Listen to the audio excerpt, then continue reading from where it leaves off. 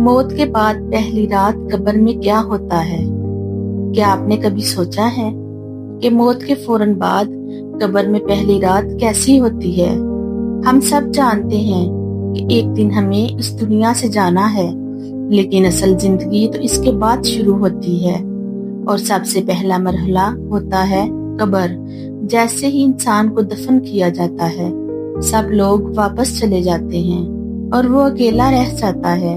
نبی کریم صلی اللہ علیہ وآلہ وسلم نے فرمایا کہ جب انسان قبر میں ہوتا ہے تو دو فرشتے آتے ہیں جنہیں منکر نکیر کہا جاتا ہے۔ وہ سوال کرتے ہیں، تمہارا رب کون ہے؟ تمہارا دین کیا ہے؟ اور یہ شخصیت کون ہے؟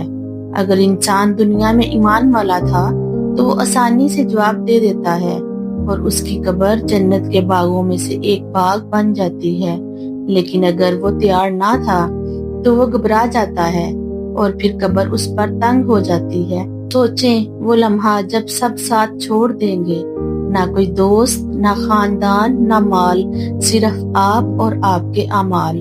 کیا ہم اس سوال کے لیے تیار ہیں؟ زندگی صرف چند دنوں کی ہے، لیکن قبر کی زندگی ہمیشہ کے لیے ہے۔